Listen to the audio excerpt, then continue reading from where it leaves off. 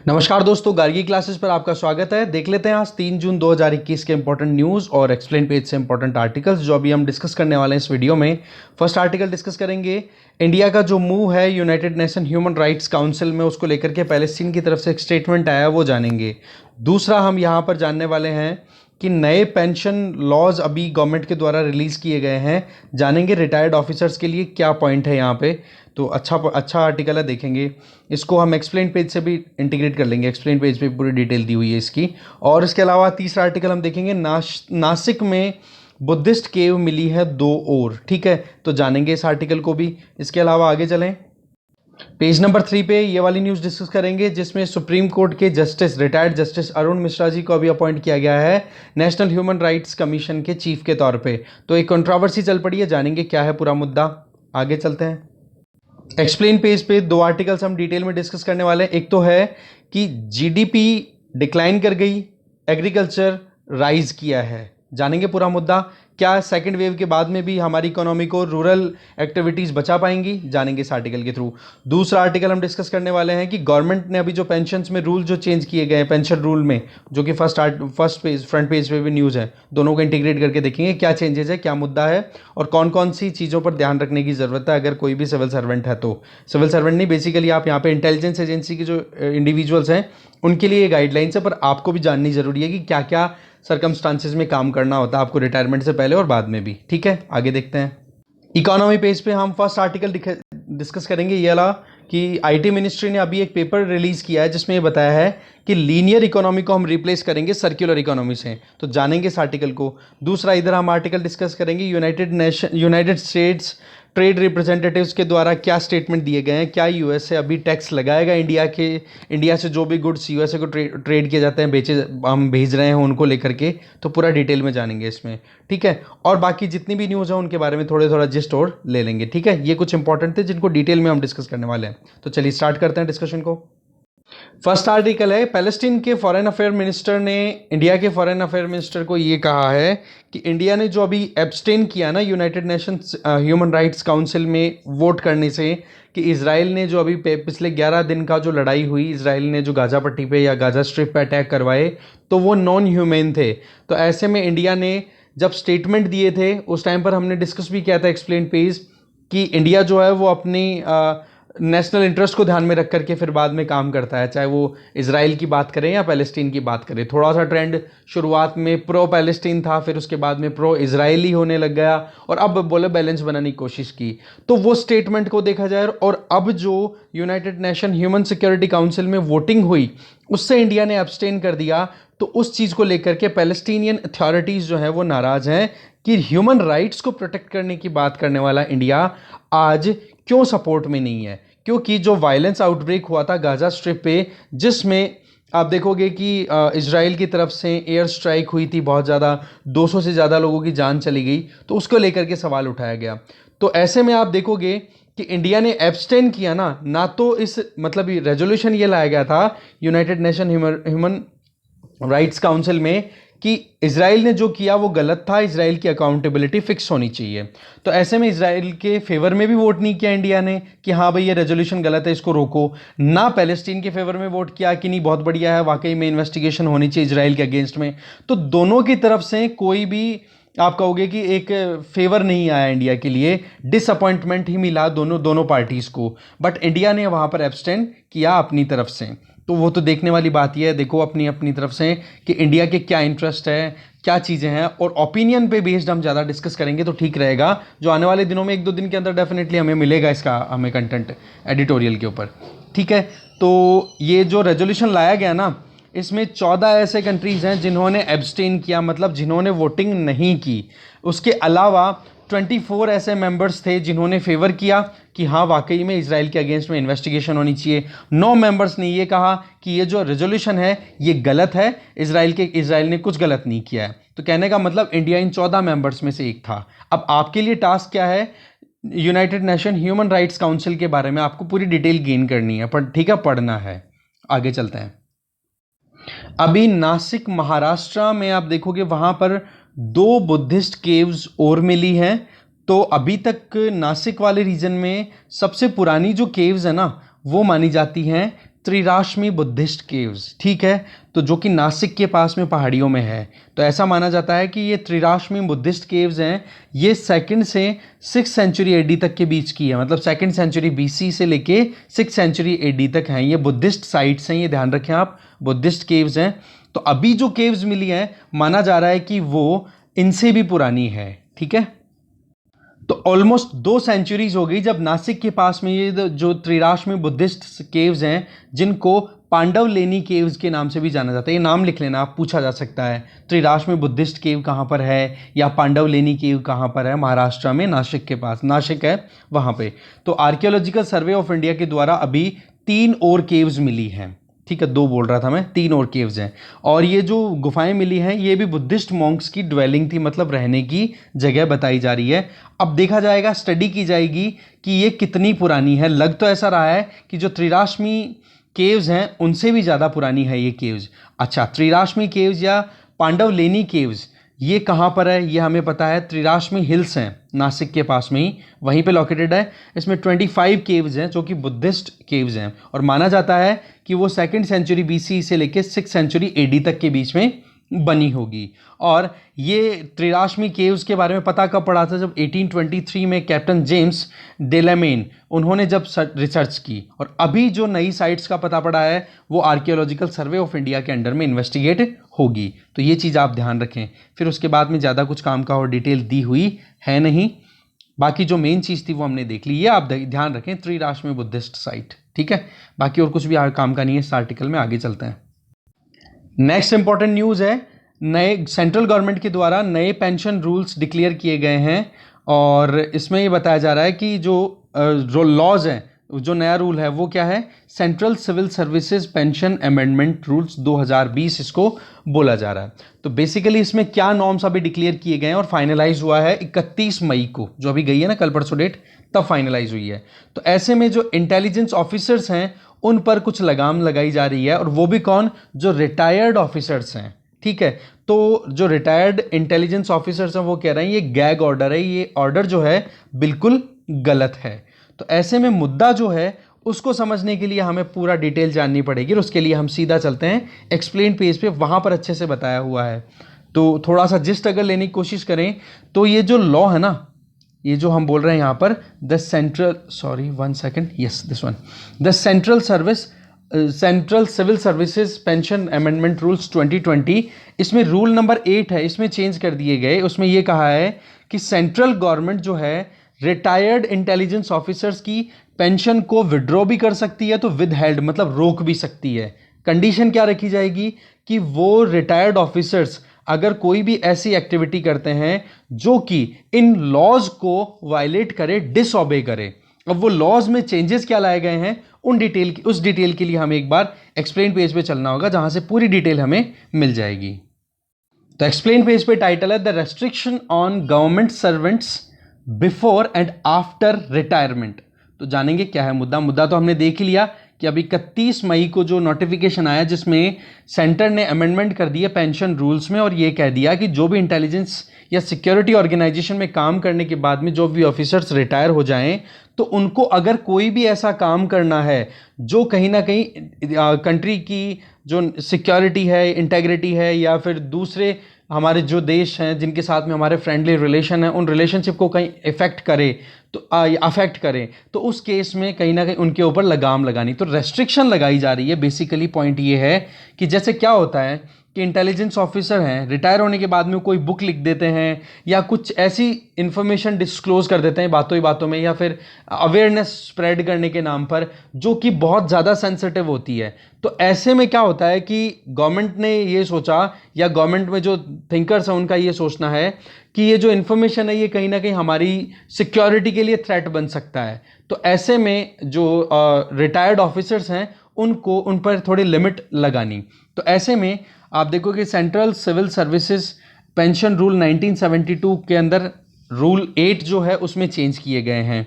उसमें प्रोविज़न क्या कर दिया कि जो भी ऑफिशियल जो रिटायर हो चुके हैं सर्टेन इंटेलिजेंस और सिक्योरिटी इस्टेब्लिशमेंट, अब वो कौन कौन से हैं उनमें से नाम आप देख सकते हो यहाँ पर, intelligence bureau, raw, directorate of revenue intelligence CBI, NCB, BSF, CRPF, ITBP, CISF. मतलब जो सेंट्रल पुलिस फोर्स है ना, उनके लिए उनके जो पैरामिलिट्री फोर्सेस हैं उन पर भी ये अप्लाई किया जा रहा है।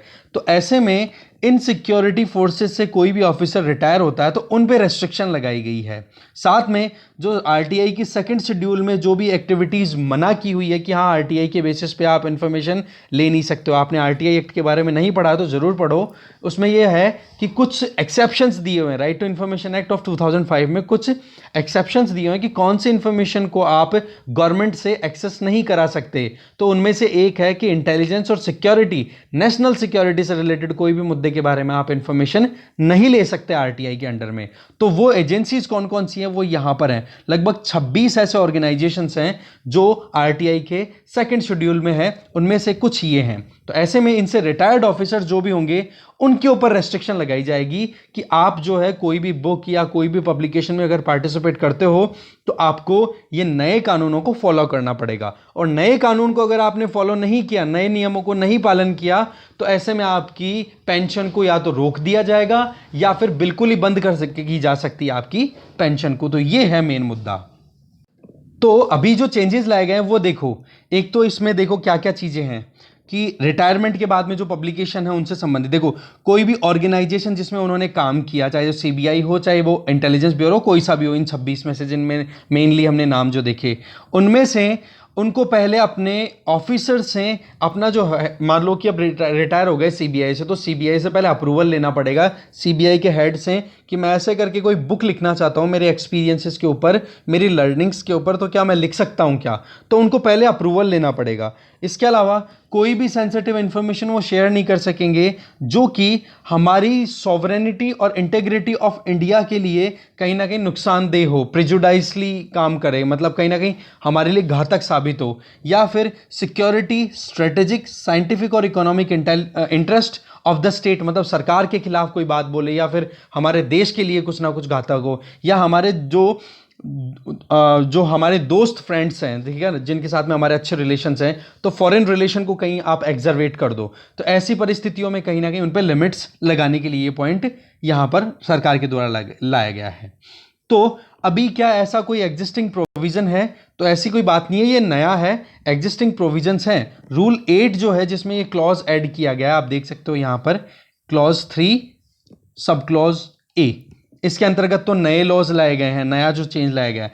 पर रूल 8 जो है उसमें ऑलरेडी दिया हुआ है, central civil services pension rules में ये कहा है कि अगर कोई भी इंडिविजुअल रिटायर हो जाता है और वो पेंशन लेने के लिए हकदार हो जाता है, तो उसकी पेंशन तब तक लगातार रहेगी जब तक वो कोई भी एक्टिविटी अगर करता है तो उससे रिलेटेड एक स्पेसिफिक पीरियड में कोई भी रिलेटेड एक एक्टिविटीज परफॉर्म करता है, तो ऐसे में अपने ऑफिस से या ऑर्गेनाइजेशन जहां से वो रिटायर हुआ उससे अप्रूवल लेना पड़ेगा। कहने का मतलब कि वो पीरियड जो था वो नॉर्मली 1 साल रखा हुआ था, ठीक है। तो 1 साल तक अगर कोई भी रिटायर्ड ऑफिसर इन इंटेलिजेंस के लिए या फिर सिविल सर्विसेज के लिए बोला हुआ है कि 1 साल का कूलिंग ऑफ पीरियड है, रिटायरमेंट के बाद में आप कोई भी ऐसा काम नहीं करोगे जिसके तहत आप कोई वहां पर इंफॉर्मेशन अपनी शेयर करो जो आपने एक्सपीरियंस लिया हुआ है। फिर उसके बाद में यह भी देखा जाएगा कि ग्रेव मिसकंडक्ट ना कर दिया जाए। इसका मतलब कोई ऐसे इंफॉर्मेशन ना रिलीज कर दो कि आप जब ऑफिस में काम कर रहे थे तो उस टाइम पे आप उस एक बहुत इंपॉर्टेंट मिशन पे थे, जैसे कि बहुत सारे सीक्रेट्स होते हैं इंटेलिजेंस के पास में, वो अगर आप फिर आने वाले टाइम में आप शेयर कर दो कि ऐसे ऐसे हम किया करते थे, इस तरीके से सीक्रेट था, तो उससे बोला हमारी मतलब सॉवरेनिटी और सिक्योरिटी को इशू रह सकता है।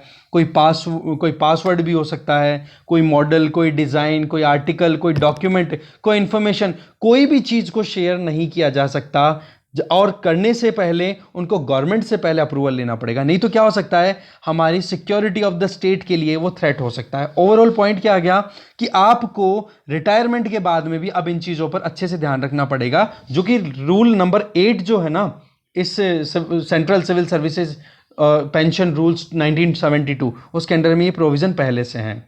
अब ये रूल्स चेंज क्यों किए गए हैं? देखो, एक तो ये है कि अभी मतलब जो सेक्रेटरीज की एक कमेटी थी उनसे बातचीत की गई, बोला 4 साल से हमें इस प्रोसीजर में लगे हुए हैं, तो department of personal and training जो है ना DOPT, तो वहाँ से रिसोर्सेज से ये पता पड़ा है कि कंसर्न कुछ ज़्यादा थे, कुछ रिटायर्ड ऑफिसर बुक लिख देते हैं या फिर आप देखते हो कोई अपनी तरफ से इंफॉर्मेशन शेयर कर देते हैं, तो ऐसे में वहाँ पर कुछ ना कुछ इंफॉर्मेशन डिस्क्लोज हो जाती है ना, तो उसका यूज़ हमारे जो एनिमीज़ है वो गलत तरीके से हमारे अगेंस्ट में कर सकते हैं।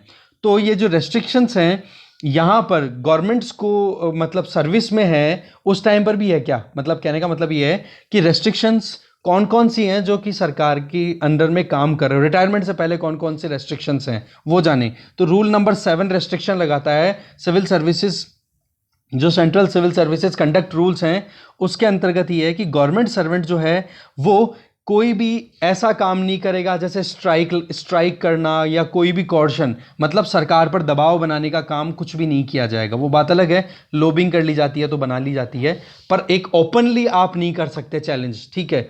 दूसरा तरीका एक है रूल नंबर 8 जो हमने ऑलरेडी देख लिया, जिसमें गवर्नमेंट मतलब आप मान लो कि कोई एक इंडिविजुअल है जो रिटायरमेंट के बाद में किसी एडिटिंग में, किसी न्यूज़पेपर में या कहीं पे भी मीडिया में अपने ओपिनियन दे सकता है, और साथ में अगर वो अपनी खुद की बुक पब्लिश करना चाहे तो वहाँ पर रेस्ट्रिक्शन लगा दी है, और वो रेस्ट्रिक्शन लगाई हुई है लगभग 1 साल की, ठीक है। तो वो रेस्ट्रिक्शंस में बुक पब्लिश करना चाहे ना कोई भी, या कोई भी पब्लिक मीडिया में पार्टिसिपेट करना चाहे, वहाँ पर रेस्ट्रिक्शंस रूल नंबर 8 के बेसिस पे है। रूल नंबर 9 है वो भी कहीं ना कहीं रेस्ट्रिक्शंस ही लगाता है कि कोई भी एक ऐसा स्टेटमेंट ना दे या फिर कोई भी फैक्ट डिस्क्लोज ना करे गवर्नमेंट सर्वेंट, ठीक है ना। ये भी रेस्ट्रिक्शन है कि मान लो कोई न्यूज़ मीडिया के सामने जाकर के टेलीविज़न पे ब्रॉडकास्ट हो रहा है कुछ भी, तो उसमें जाकर के अपना ओपिनियन दे दिया, तो इसके लिए एक चीज़ बोल दी कि उस ओपिनियन को आप सीधा बोलोगे कि वो मेरा खुद का ही ओपिनियन है, सरकार का स्टेटमेंट नहीं है वो, चाहे वो सेंट्रल गवर्नमेंट का एम्प्लॉय हो चाहे स्टेट गवर्नमेंट का एम्प्लॉय हो। इन शॉर्ट ओपिनियन आप अपने पर्सनल दे सकते हो, बट गवर्नमेंट से रिलेटेड ओपिनियन या गवर्नमेंट की तरफ से ओपिनियन आप नहीं दे सकते हो, ठीक है।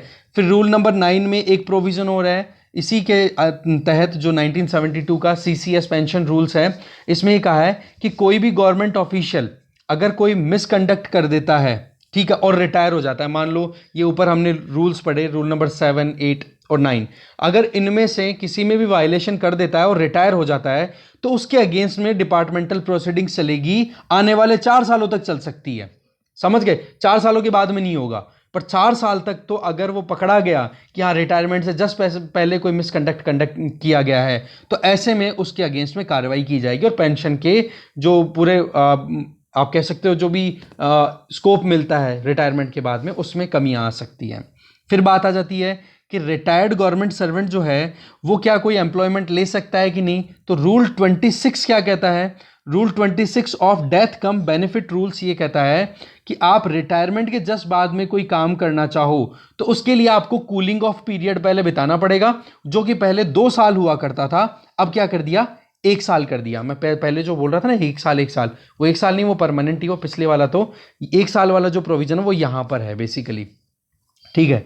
तो यहाँ पे थोड़ा सा आप करेक्ट कर लेना कि डेथ कम बेनिफिट रूल्स का जो रूल नंबर 26 है उसके तहत कोई भी ऑफिसर गवर्नमेंट एम्प्लॉय अगर रिटायर होता है तो रिटायर के 1 साल बाद में वो कोई भी जॉब ज्वाइन कर सकता है, ठीक है।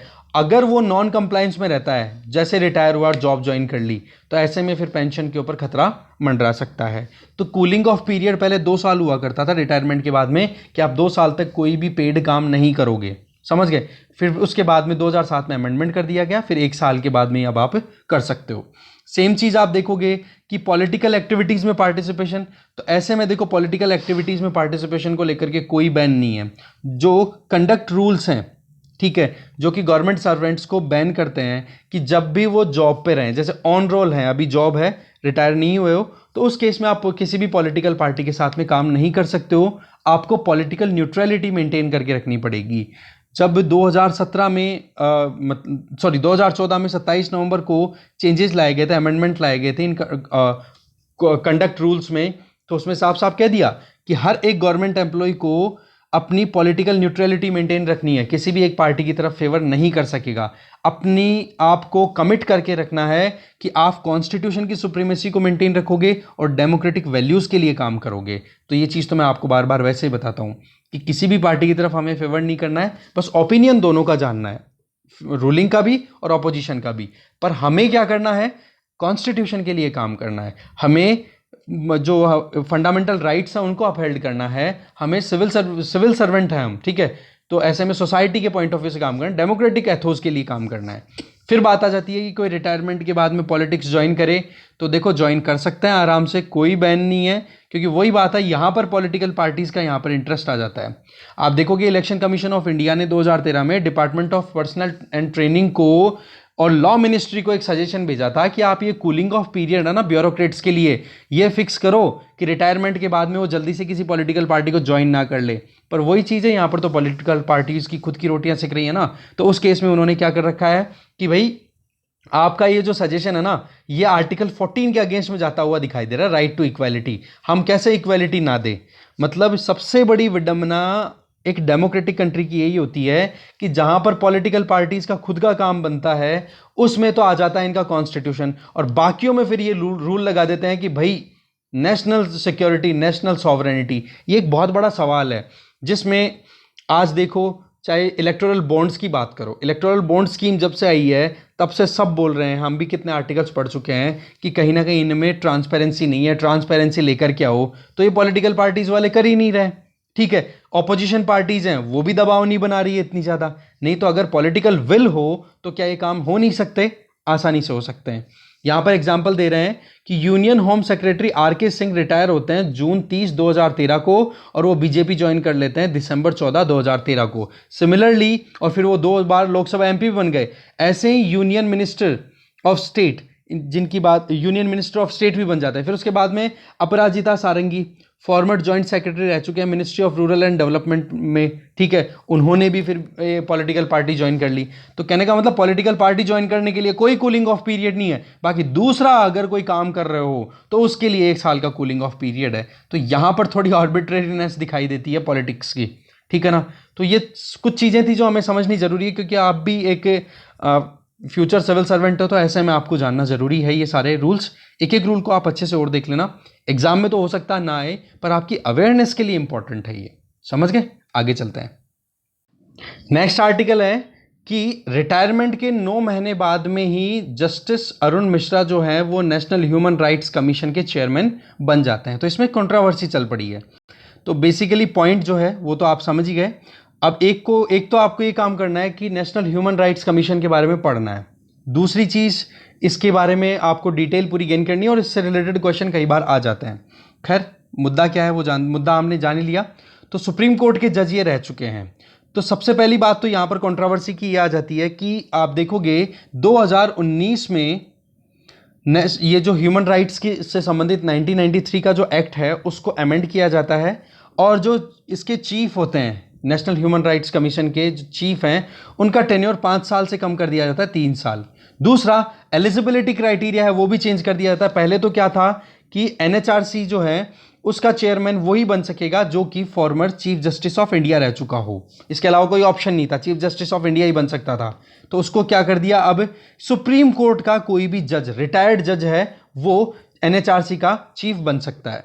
तो ऐसे में एक बात यह है कि राज्यसभा में जो अपोजिशन लीडर हैं, कांग्रेस के लीडर हैं मल्लिकार्जुन खड़गे, उन्होंने ये कहा कि मेरी तरफ से मैंने रिक्वेस्ट ये की थी कि जो आप ये अपॉइंटमेंट कर रहे हो ना एनएचआरसी के चीफ की तौर पे, तो उसमें आप ध्यान दो शेड्यूल ट्राइब और शेड्यूल कास्ट के बंदे पे, क्योंकि अभी इस मार्जिनलाइज सेक्शन के खिलाफ में बहुत ज़्यादा एट्रोसिटीज़ हो रही हैं। पर बात ये आ जाती है कि हमें पता है, आपने अगर नहीं पढ़ा तो आप जरूर पढ़ो एक बार, कि नेशनल ह्यूमन राइट्स काउंसिल की अगर बात करो तो वहाँ पर मेंबर्स में national commission for schedule caste and national commission for scheduled tribe, इनके जो चेयरमैन होते हैं, इन कमीशन के जो चेयरमैन हैं वो एक्स ऑफिशियो मेंबर होते हैं, किसके, एनएचआरसी के, समझ गए। तो ऐसे में आप देखो कि कहीं ना कहीं एससी एसटी की प्रेजेंस ऑलरेडी है।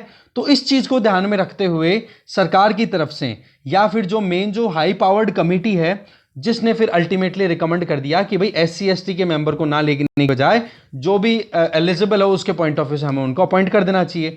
तो ये जो हाई पावर्ड कमिटी होती है इसमें कौन कौन होते हैं वो देखो आप, वैसे तो आप पढ़ोगे लक्ष्मीकांत से ये चैप्टर पूरा पढ़ना आपको, पर एक बार यहाँ पे देखें तो इस हाई पावर्ड कमेटी में होते हैं प्राइम मिनिस्टर, साथ में होम मिनिस्टर होते हैं, डेप्यूटी चेयरमैन ऑफ राज्यसभा होते हैं, और आप देखोगे लोकसभा के चेयरमैन होते हैं, स्पीकर होते हैं, ठीक है। और इसके अलावा opposition leader of Rajya Sabha and opposition leader of Lok Sabha, ऐसे करके ये सारे मेंबर्स होते हैं। तो आप एक बार जरूर देखोगे कि ये जो नेशनल ह्यूमन राइट्स कमीशन है इसके बारे में कॉम्पोजिशन में तो कंट्रोवर्सी ये आ गई है कि यहां पर सुप्रीम कोर्ट से रिटायरमेंट हुए इनके 9 महीने ही हुए थे, इतने में इनको अपॉइंटमेंट मिल जाती है। और अपॉइंटमेंट में मिलने के पीछे एक तो ये देखो कि 2019 में पार्लियामेंट से protection of human rights act 1993 को रिवाइज किया जाता है, और जो चेयरमैन है, चेयरपर्सन है एनएचआरसी का, उसके लिए लॉज चेंज किए जाते हैं। एनएचआरसी और एसएचआरसी स्टेट्स में भी तो अलग अलग स्टेट के ह्यूमन राइट्स कमीशन होते हैं,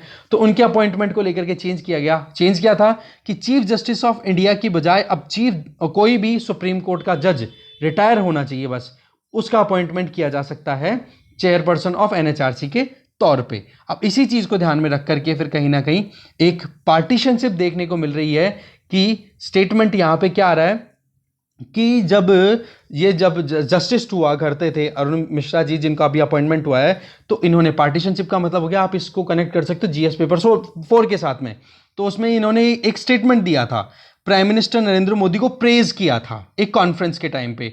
तो वो चीज कहीं ना कहीं ये चीज शो कर रही है कि इनको कुछ ना कुछ, कहते ना कि पोस्ट रिटायरमेंट कुछ ना कुछ दिख रहा था, तो उसके पॉइंट ऑफ व्यू से रूलिंग पार्टी को फेवर करना, जबकि इन्होंने बहुत इंपॉर्टेंट रोल प्ले किए हैं अपने टाइम पे।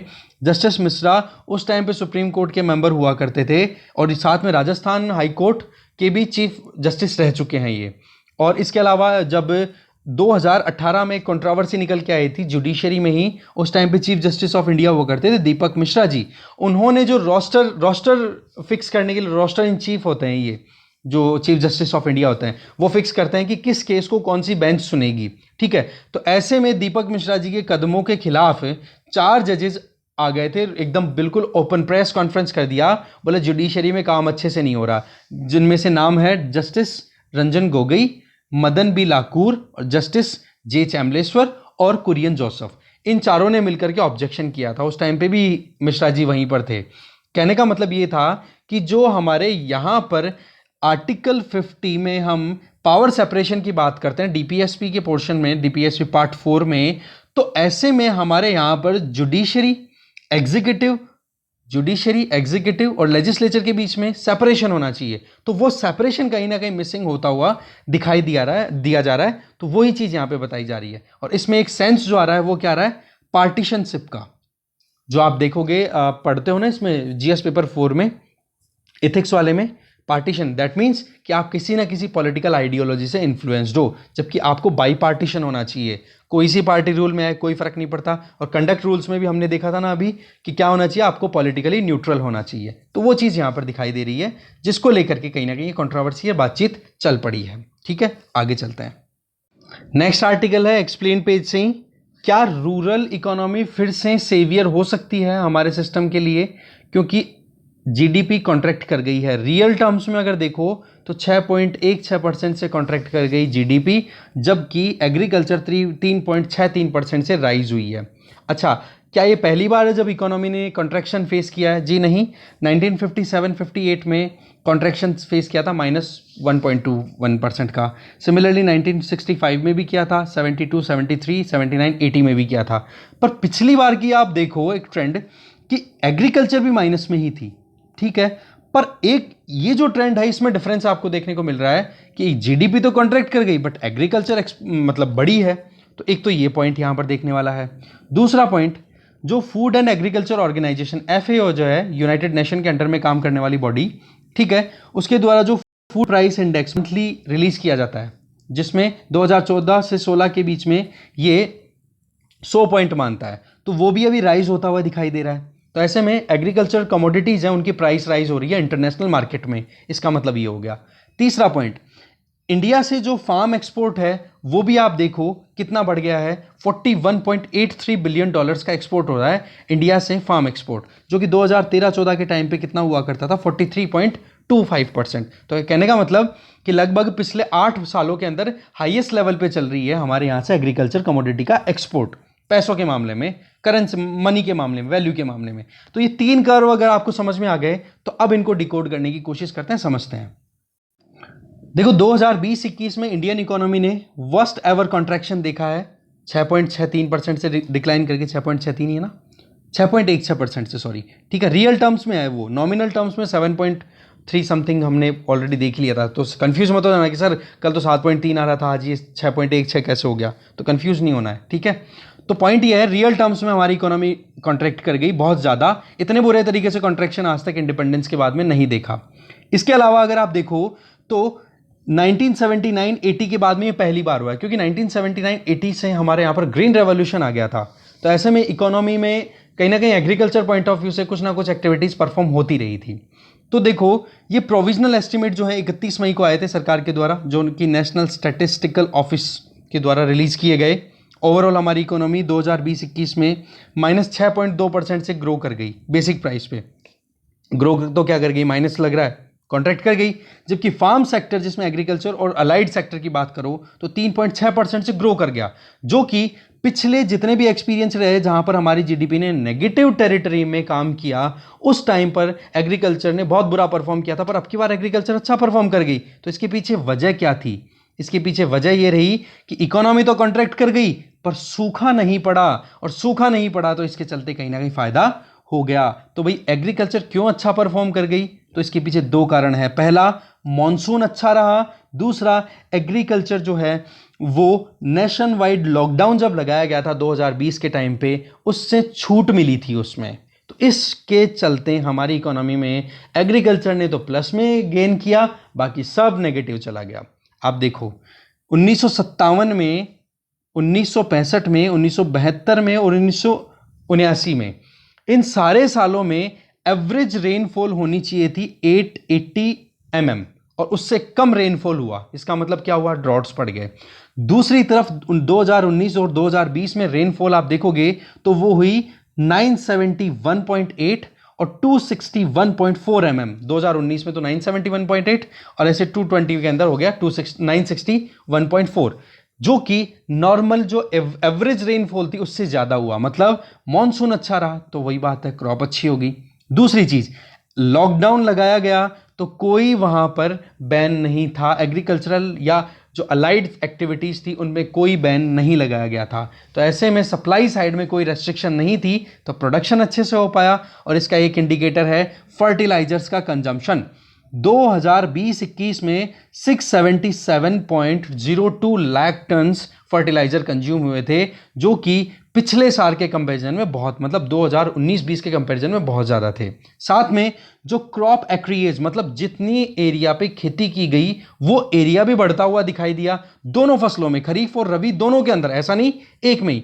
तो ऐसे में आप देखो कि दोनों तरफ से फेवर हो गया एग्रीकल्चर का, और इसी के चलते कहीं ना कहीं हार्वेस्ट भी अच्छा हुआ, मॉनसून अच्छा था, फार्मर्स ने काम भी अच्छा किया। और रही सही में आप देखो कि इंटरनेशनल मार्केट में देखो, united nation food and agriculture organisation के द्वारा बताया गया कि हमारे यहां पर अप्रैल 2021 में जो प्राइस चल रही थी इंटरनेशनल मार्केट में, वो पिछले 83 मंथ्स में हाईएस्ट थी। अब आप देख लो कितना ज्यादा बेनिफिशियल रहा फार्मर्स के लिए। इसका मतलब क्या हो गया कि सप्लाई साइड रही वो भी ज्यादा थी, तो इंटरनेशनल मार्केट के अंदर कमोडिटीज के प्राइस भी ज्यादा थे, तो ऐसे में परेशानी नहीं हुई और फार्मर्स के लिए बेनिफिशियल रहा।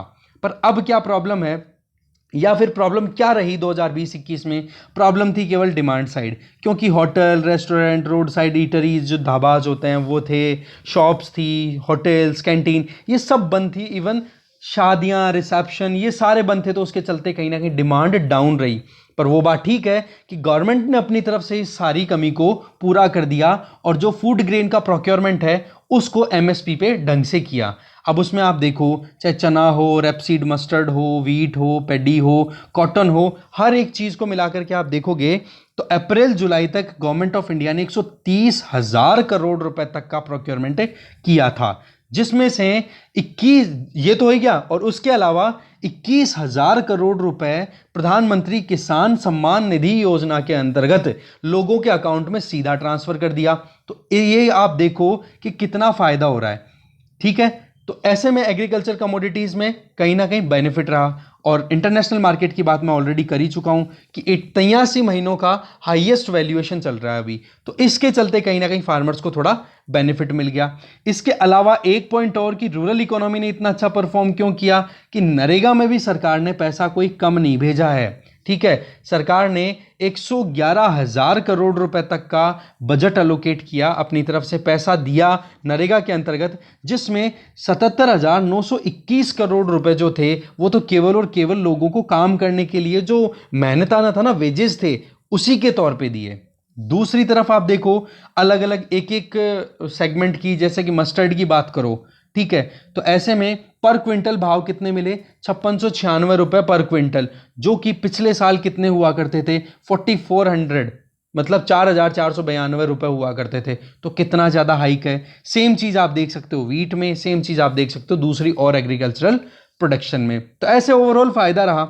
अब बात आ जाती है कि अब क्या सेकंड वेव आ गई। इसमें सबसे बड़ी चिंता की बात यह है कि फर्स्ट वेव में तो कोविड-19 का इतना असर रूरल इकोनॉमी पे नहीं देखा गया था, क्योंकि गांव में इन्फेक्शन नहीं थे। पर ये जो सेकंड वेव आई है, इसके चलते गांवों में इन्फेक्शन बहुत ज़्यादा हो गया है। तो अब देखो खरीफ की सीज़न आने वाली है, मिड जून के बाद में जैसे ही मॉनसून हमारे यहाँ पर आ जाता है, अराइवल होता है, तो उसके बाद में एग्रीकल्चरल जो प्लॉइंग है, बुआई है, वो शुरू हो जाती है। तो सबसे पहली चीज़ तो क्या है कि जल्दी से जल्दी ये बीमारी का लोड अगर कम होगा, तब जाकर के खरीफ के अंदर जो बुआई है वो शुरू हो पाएगी। फिर उसके बाद में कुछ प्रॉपर एक्टिविटीज हम देख पाएंगे। तो एक दूसरी इंडियन मेट्रोलॉजिकल डिपार्टमेंट के द्वारा जो प्रेडिक्शन लगाई गई है वो ये कि लगभग 74% ये है कि 74% एरियाज में नॉर्मल मॉनसून रहने का चांस है। नॉर्मल भी रह सकता है, अबव नॉर्मल भी हो सकता है, और हो सकता है एक्सेस में रेनफॉल भी आपको मिले। तो पॉइंट क्या आ रहा है कि कहीं ना कहीं फेवरेबल कंडीशन तो अभी भी बनी हुई है, बट वजह एक ही है, पेंडेमिक थोड़ा सा रुके, अभी बीमारी थोड़ा सा रुक जाए। नहीं तो क्या है, बीमारी के चलते लोगों की इनकम लेवल बहुत गिर चुकी है। तो ऐसे में वो लोग जो परचेज करते हैं, कंजम्पशन करते हैं, वो कंजम्पशन लेवल डाउन हो गया। तो एग्रीकल्चर या फार्म प्रोड्यूस जो है, चाहे दूध हो चाहे फिश हो, उनकी डिमांड भी कम होती चली जाती है, तो उसका असर भी पड़ सकता है। तो ऐसे में एक तो नरेगा को कंटिन्यू चलाना जरूरी है, दूसरी तरफ आप देखो कि कहीं ना कहीं डिमांड को इंक्रीज करना भी जरूरी है। ठीक है ना, आप एक तरफ तो देख रहे हो कि फार्मर्स को फायदा हुआ, अब दूसरी तरफ हम दूसरा ग्रे वाली शेड है वो देखते हैं कि डीजल प्राइसेस देखते हैं हम कितना ज्यादा राइज हुआ है अभी। ठीक है, लगभग कुछ दिनों के अंदर अंदर ही 10 से 15 रुपए पर लीटर के हिसाब से डीजल प्राइस राइज हुई है 3-4 महीने में। ये जो 2021 जनवरी से लेकर अब तक की बात कर लो आप। ठीक है, तो ऐसे में एक तरफ तो आप सरकार जो है एमएसपी पे प्रोक्योर करती है, सब्सिडी देती है फर्टिलाइजर पे, इन पे, बट दूसरी तरफ डीजल पे प्राइसेस राइज होते हैं, तो कहीं ना कहीं फार्मर्स को जितना फायदा होना चाहिए उतना नहीं हो पा रहा। और दूसरा फर्टिलाइजर की प्राइसेस की बात करो, नॉन यूरिया जैसे डीएपी की बात हमने की थी, वैसे तो चलो सरकार ने अपनी तरफ से उधर भी सब्सिडी का हैंड और एक्सटेंड कर दिया है, पर उसके चलते भी कहीं ना कहीं फार्मर्स को जो फायदा है वो कम मिल रहा है। तो पॉइंट देखो यही आ रहा है कि डिमांड अगर गिरी रहेगी तो मुश्किल बढ़ जाएगी। मानते हैं कि एक्सपोर्ट बढ़ रहा है, बट एक्सपोर्ट पर इतना ज़्यादा डिपेंडेंट नहीं है हमारी इकोनॉमी। अभी भी एक्सपोर्ट को हमें बहुत इंक्रीज करने की ज़रूरत है। हमारे यहाँ पर डोमेस्टिक डिमांड को इंक्रीज करना ज़रूरी है, जिससे कि फ्रूट, पल्सेस, मिल्क, मीट, इनकी डिमांड बढ़े, तब जा करके और ज़्यादा फायदा हो पाएगा।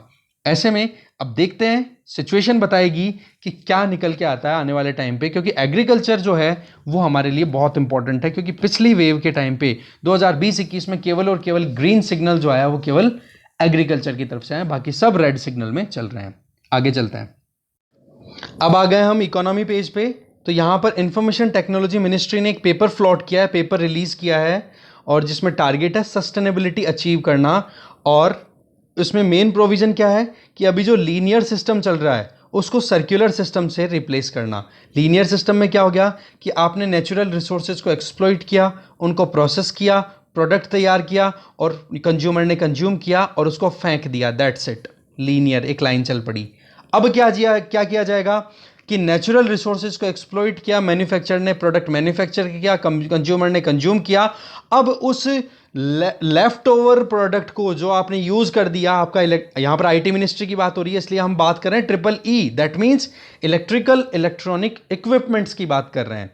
तो इन इक्विपमेंट्स को अब आप फेंकोगे नहीं कचरे में, अब इन इक्विपमेंट्स को जो वेस्ट कलेक्टर है, ई वेस्ट कलेक्टर हैं, उनसे कलेक्ट करवा करके और जो ई कॉमर्स प्लेटफॉर्म्स हैं उनके थ्रू रीपर्चेज कराया जाएगा। और उस परचेज के लिए यहां पर इंसेंटिवाइज कराया जा रहा है इलेक्ट्रॉनिक्स की जो कंपनियां हैं उनको, कि आप जो ये मटेरियल यूज्ड है ना, इसको माइन करो। जो वेस्ट मटेरियल है, ई वेस्ट मटेरियल है, इसमें माइनिंग करो और आपकी जो ज़रूरतें हैं वो पूरी इन्हीं से कर लो, जिससे कि नेचुरल रिसोर्सेज को आपको एक्सप्लॉइट ना करना पड़े। तो इसको बोल दोगे आप सर्कुलर इकोनॉमी, जिसमें आप फोकस करते हो reuse, repair, recover from the wastage. Simple सा ये फंडा है, इस पर काम करने के लिए ये प्रोविजन बताए गए हैं इस पूरे पेपर के अंदर। इसमें इंसेंटिवाइज भी किया जाएगा, ये देखो प्रोडक्शन लिंक्ड इंसेंटिव स्कीम में काम किया जाएगा कि जो भी इस मेथड को अडॉप्ट करेगा, ज़्यादा से ज़्यादा काम करेगा, उनको सरकार ज़्यादा फेवर करेगी। यही चीज़ बताई जा रही है जो मैंने आपको एक समरी फॉर्म में बता दिया। आप एक बार थोड़ी नज़र और डाल लो, ठीक है। अब देखो इसमें हाइब्रिड अप्रोच भी बताई जा रही है। हाइब्रिड अप्रोच का मतलब क्या हो गया कि एक तरफ तो आप क्या करते हो, जो इनफॉर्मल सेक्टर में जो लोग भी मान लो वेस्ट कलेक्टर है जो इकट्ठा कर रहे हैं वो हो गए, और दूसरी तरफ जो ऑनलाइन प्लेयर्स जो बेचते हैं उनको इंटीग्रेट करना। इसके अलावा जो लीनियर मेथड है, देखो कोई एक्सेप्शनल केस ही है कि हाँ नया प्रोडक्ट बनाना ही पड़ेगा, नेचुरल रिसोर्सेज को एक्सप्लॉइट ही करना पड़ेगा, वो एक चीज़ ठीक है। पर आपकी 100% में से 90% तो एफर्ट्स ये होने चाहिए कि सर्कुलर बेस्ड इकोनॉमी पे आप रिलाई करो। इससे क्या होगा, सस्टेनेबिलिटी आराम से इंश्योर हो पाएगी। कौन से इक्विपमेंट्स की बात कर रहे हैं, ट्रिपल इक्विपमेंट्स की। मेथी आप जानते हो, ministry of electronics and information technology, उनके द्वारा ये एफिशिएंसी अचीव करने की कोशिश की जा रही है। ठीक है, आगे चलते हैं। नेक्स्ट न्यूज है यूनाइटेड स्टेट्स की तरफ से। देखो इंडिया से जाने वाले गुड्स पर टैरिफ लगाने का पूरा प्रोग्राम हो गया था, 5 दूसरे और कंट्रीज भी हैं, बट फिर बाद में एक बार तो एक सस्पेंड कर दिया कि हम इंडिया से आने वाले गुड्स के ऊपर टैरिफ नहीं लगाएंगे, टैक्स नहीं लगाएंगे। 6 महीने का टाइम और दिया है, और चांसेस ये हैं कि जो डिजिटल टैक्सेस लगाए जा रहे हैं इंडिया और ये 5 दूसरे कंट्रीज हैं इनके द्वारा, कौन सी कंपनीज पे, अमेजोन, गाफा कंपनीज जो हो रही हैं, ठीक है, बड़ी कंपनियां, डिजिटल जाइंट कंपनीज जो कि इंडिया में ट्रेड करती हैं, इंडिया के अंदर पैसा कमाती है, तो उन पर 2% टैक्स लगाया गया है ई कॉमर्स कंपनीज के ऊपर। तो उसके बदले में ये टैक्स लगाने का प्रोग्राम था, पर वही चीज़ है, समझदारी दिखा दी यूनाइटेड स्टेट्स ने। तो यूनाइटेड स्टेट्स अगर कहीं पर भी किसी भी देश पे कोई सैंक्शन लगाता है ना, तो वहाँ पर एक लॉ है, यूनाइटेड स्टेट्स ट्रेड लॉ, ठीक है, उसका सेक्शन है 301, उसके तहत सैंक्शंस लगा देता है। मतलब कि यूएसए की कंपनियों पर इंडिया अगर टैक्स लगाता है तो यूएसए जो है वो उसका बदला लेने के लिए 301 सेक्शन का यूज़ करता है अपने खुद के वहाँ पर जो ट्रेड से रिलेटेड लॉ है वहाँ पर उसका, और उसमें इंडिया से जाने वाले प्रोडक्ट सर्विसेज के ऊपर भी वो टैक्स लगाना शुरू कर देता है। तो इंडिया के साथ में और कौन से कंट्रीज है जिनके साथ में ये होने वाला था पर वो बच गए, या फिर एक बार 6 महीने का रिलैक्सेशन दे दिया, वो है India, Austria, Italy, Spain, Turkey और यूनाइटेड किंगडम, मतलब यूके। तो ऐसे में अभी बातचीत क्या हो रही है, OECD और G20 ग्रुपिंग में कहीं ना कहीं नेगोशिएशन चल रहे हैं कि क्यों ना डिजिटल सर्विस टैक्सेस को हम फिक्स कर दें। होता क्या है, देखो कि अमेजोन आज अगर इंडिया में काम करती है तो काम करके पैसा यहाँ से कमाती है और पैसा ले जा करके और यूएसए में, और वहाँ पर फिर टैक्स पे करती है, क्योंकि यूएसए के साथ में इंडिया की टैक्स ट्रीटी हो रखी है। तो ऐसे में आप बताओ कि इंडिया से पैसा कमाया तो इंडिया में भी टैक्स देना चाहिए ना। तो इसके लिए क्या कर दिया इंडिया ने कि भाई हमारे यहाँ से अगर कोई भी कंपनी 2 करोड़ से ज़्यादा का टर्नओवर कर रही है, ई कॉमर्स कंपनी, उसको हमारे यहाँ पर 2% टैक्स देना पड़ेगा डिजिटल सर्विस टैक्स के तौर पे।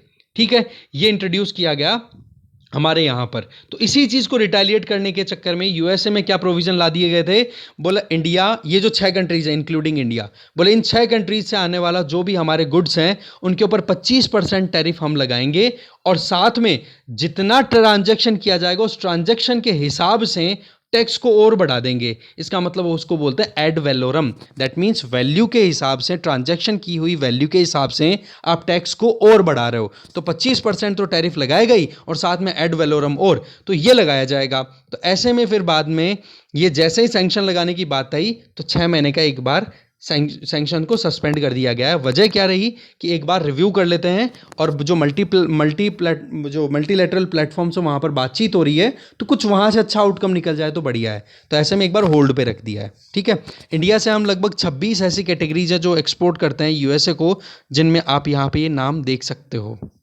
ठीक है, इन पे टैक्स लगाने की बात की गई थी, पर वो बात अभी तक लगाने का बात नहीं हुई है। ओके, बाकी देखो आज न्यूज़पेपर वीडियो थोड़ा लेंथी हो गया, आप खुद से आप देखोगे, मैं पेपर शेयर कर दूंगा, कल करूंगा पर मैं। ठीक है, थैंक यू।